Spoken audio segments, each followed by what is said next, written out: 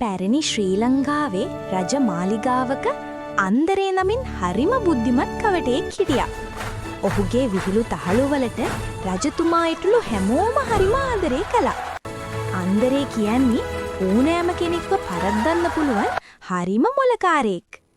දිනක් බිසවට තැහැගි ලැබුණු ඉතා දුර්ලභ සීනි හට්ටි කිහිපයක් මාලිගාවට ගෙනාවා. මේවා හරිම රසවත්. දිලිසෙන සුදු පාට සීනි. දැක්කත් කටට කෙලවුණනවා.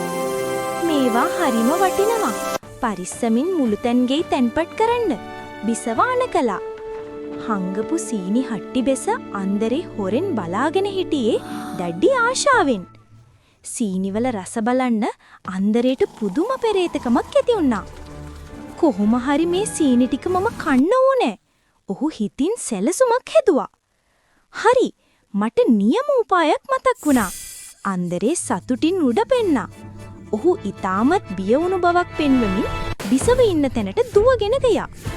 බිසවුන් වහන්සේ, කවුරු හරි මේ සීනි වලට වස මිශ්‍ර කරලා කියලා මට ආරංචි. ඒ ඇසූ බිසව මහත්සේ බියටපත් වුණා. අනේ අන්දරේ, දැන් මොකද කරන්නේ? බිය නොවන්න.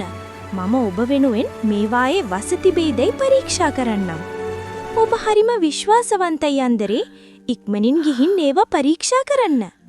අන්දරේ හැමින් මුළු තැන්ගේට ගිහින් සීනි ටිකක් රස බලන්න පටන් ගත්තා. රස බලීම දැන් මදි. ඔහු හට්ටි පිටින්ම සීනි කන්න පටන් ගත්තා.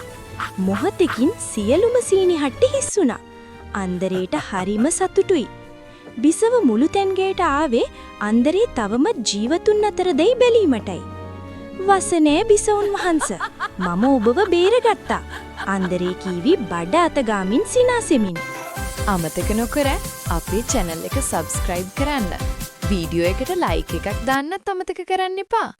අපි ආයෙත් මේ වගේම ලස්සන වීඩියෝ එකකින් හමු වෙමු.